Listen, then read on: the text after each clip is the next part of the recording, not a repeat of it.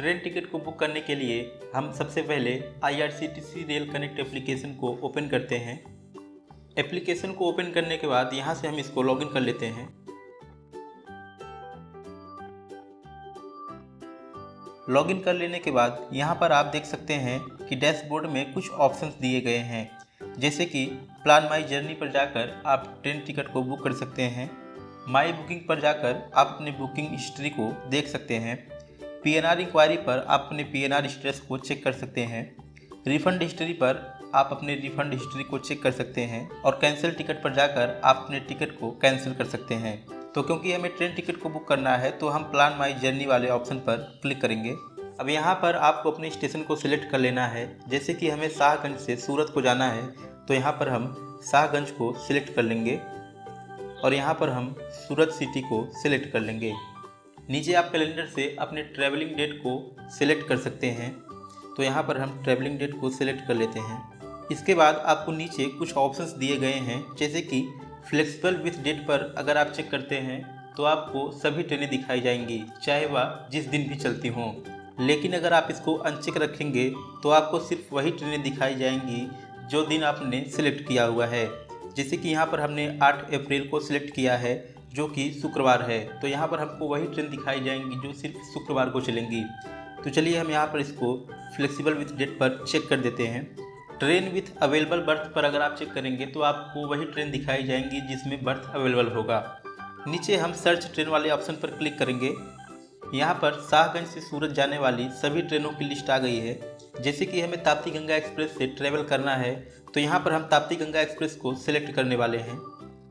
Ticket को book करने के लिए यहाँ पर हम सबसे पहले अवेलेबल सीट्स को देख लेते हैं। जैसे कि यहाँ पर हमको कुछ क्लासेस दिखाए गए हैं, जैसे कि इस ट्रेन में second AC, third AC, sleeper और सेकेंड सीटिंग क्लासेस अवेलेबल हैं। स्लीपर क्लासेस वो क्लासेस होती हैं जिसमें आपको पूरा बर्थ ही दे दिया जाता है, यानी कि आप इसमें सोते हुए ट्रैवल कर सकते हैं।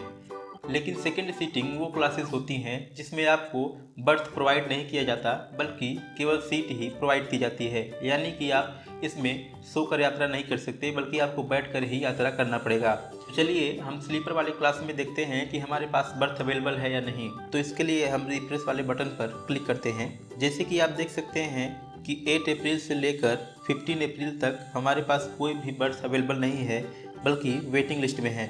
तो चलिए हम यहाँ पर सेकेंड सीटिंग वाले क्लास पर क्लिक करते हैं। यहाँ पर हम देख सकते हैं कि 8 अप्रैल को हमारे पास 45 सीट्स अवेलेबल है।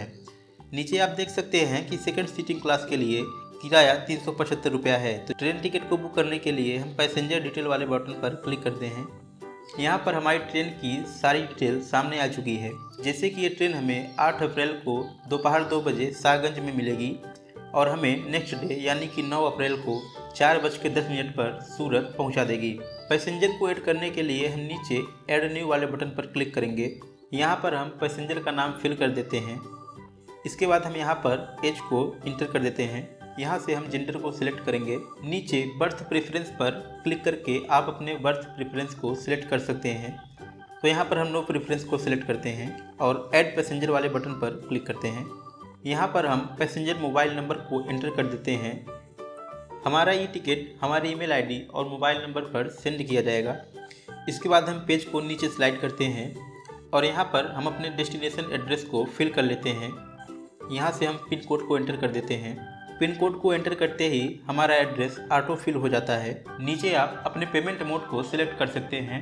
जैसे कि हम यहाँ पर UPI से पेमेंट करने वाले हैं तो हम पे थ्रू UPI पर सिलेक्ट करेंगे। नीचे आपको ट्रैवल इंश्योरेंस का ऑप्शन दिया जाता है। अगर आप ट्रैवल इंश्योरेंस लेना चाहते हैं तो यहाँ पर इस वाले बटन पर क्लिक करेंगे। अगर आप ट्रैवल इंश्योरेंस नहीं लेना चाहते तो यहाँ पर नो वाले बटन पर क्लिक करेंगे। इसके बाद रिव्यू जर्नी डिटेल पर हम क्लिक करेंगे। पेमेंट करने के लिए हम पेज को नीचे स्लाइड करते हैं और यहाँ पर हम कैप्सा को इंटर कर देते हैं। कैप्सा को इंटर करने के बाद हम प्रोसीड टू पे वाले बटन पर क्लिक करते हैं। यहाँ पर आप अपने पेमेंट मेथड को सिलेक्ट कर सकते हैं। जैसे कि हम यहाँ पर UPI से पेमेंट करने वाले हैं तो हम भीम UPI पर सिलेक्ट करेंगे और पे वाले बटन पर क्लिक करेंगे। इसके बाद हम नीचे UPI वाले बटन पर क्लिक करेंगे और यहाँ पर हम अपने गूगल पे यूज़र ID को एंटर करेंगे। पे वाले बटन पर क्लिक करेंगे। यहाँ पर हमारे पास नोटिफिकेशन आ चुका है, तो चलिए इस पर हम क्लिक करते हैं। और यहाँ पर हम पे वाले बटन पर क्लिक करते हैं। हमारा पेमेंट सक्सेस हो चुका है और इसके साथ ही हमारा ई टिकट भी सक्सेसफुली बुक हो चुका है। नीचे हम टिकट स्टेटस को देखें तो यहाँ पर हमारा स्टेटस कंफर्म्ड है। कोच का नंबर देखें तो D4 कोच हमको दिया गया है और बर्थ की संख्या 8 है, यानी कि हमें D4 कोच में 8 नंबर सीट पर बैठना है। ईमेल आईडी पर भेजे गए ई टिकट का आपको स्क्रीनशॉट ले लेना है और एक वैलिड यूजर आईडी जैसे कि आधार कार्ड, पैन कार्ड आदि के साथ में आपको ट्रैवल करना है। अगर आप बिना किसी वैलिड आईडी कार्ड के सिर्फ ई टिकट के जरिए ट्रैवल करते हैं तो आपको बिना टिकट के माना जाएगा। इसके लिए आपको पेनाल्टी भी देनी पड़ सकती है। तो इस तरह से ट्रेन टिकट को आप बिल्कुल आसानी से बुक कर सकते हैं।